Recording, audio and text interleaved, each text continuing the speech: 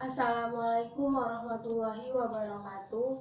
Perkenalkan, nama saya Feby Pramudita dengan NIM 0101192082, kelas KPIA semester 7, Universitas Islam Negeri Sumatera Utara, Prodi Komunikasi dan Penyiaran Islam, Fakultas Dakwah dan Komunikasi.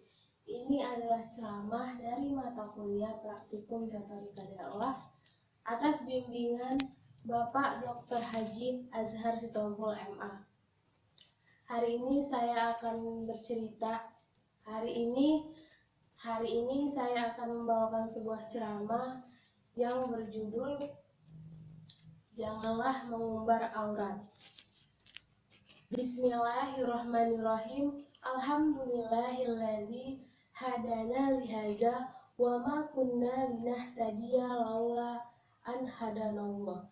Asyhadu an la ilaha illallah wahdahu la syarikalah wa asyhadu anna Muhammadan abduhu wa rasuluh la nabiyya ba'da. Alhamdulillah, segala puji bagi Allah yang Maha Pengasih dan Maha Penyayang, yang membalas doa hamba-hambanya apabila kita berdoa dan mengingat kepadanya.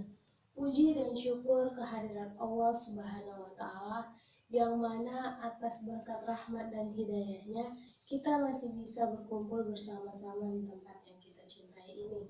Tak lupa pula sholawat berangkaikan salam marilah kita hadiahkan kepada Nabi Muhammad SAW. Semoga kita termasuk kepada umatnya yang mendapat syafaatnya di yaumil akhir kelak, dan berharap Allah jadikan hari yang akan datang dalam kehidupan kita lebih baik dibandingkan hari ini. Amin, amin ya rabbal alamin.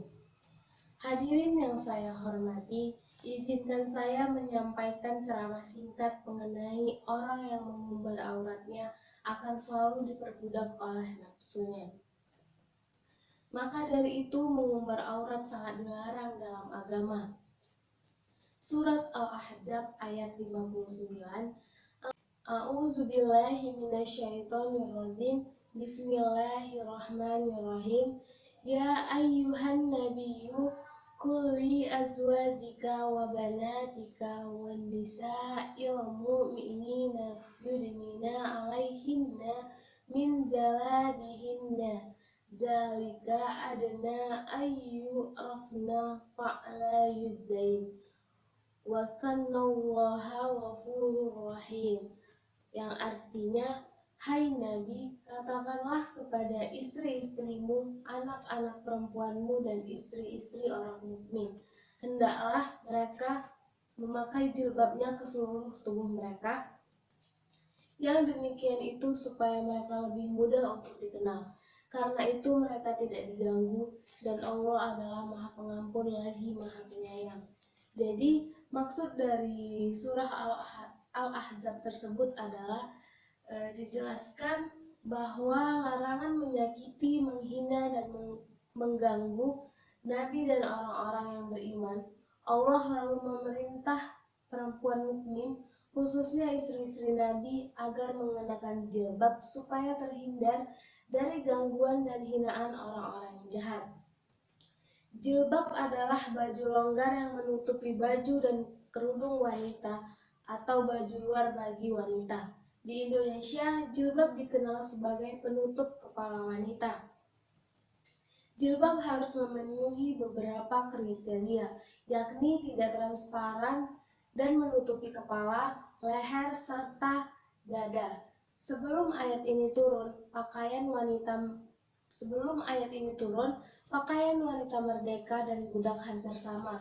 Kesamaan itu membuat mereka sulit untuk dibedakan, sehingga laki-laki iseng terkadang menggoda perempuan merdeka karena disangkanya perempuan tersebut adalah seorang budak.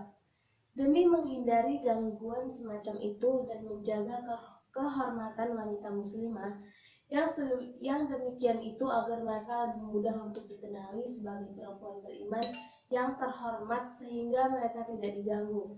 Dan Allah Maha Pengampun atas segala dosa. Di antaranya, dosa tidak menutup aurat.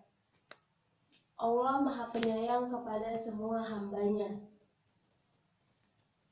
Karena dengan mengumbar auratnya, ia akan terpaksa harus melakukan hal-hal yang sebelumnya tidak perlu ia lakukan, seperti memberikan perlindungan yang ekstra untuk kulitnya dari sengatan sinar UV matahari, memberikan perawatan khusus agar kulitnya terlihat putih bercahaya, mengikuti mode gaya barat, mulai dari ujung rambut hingga ujung kakinya, dan melakukan segala usaha agar ia dikatakan menarik dan mempesona.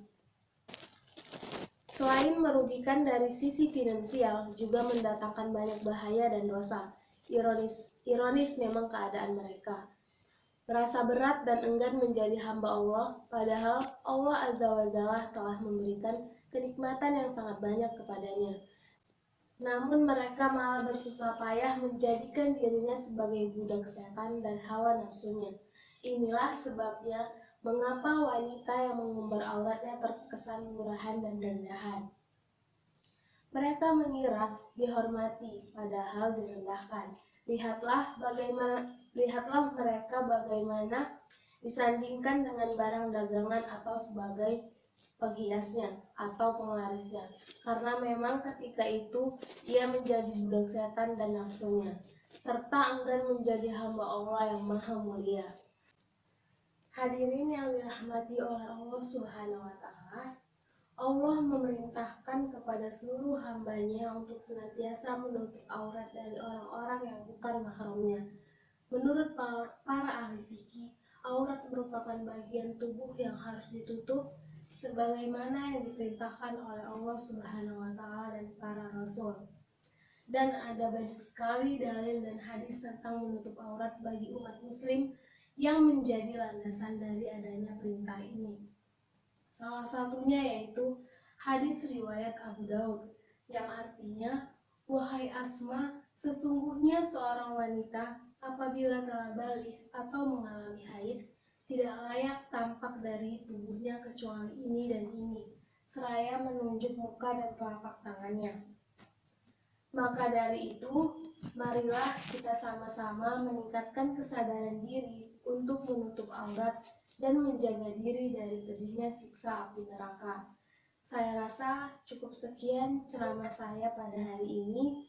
Kurang dan lebihnya saya mohon maaf. Assalamualaikum warahmatullahi wabarakatuh.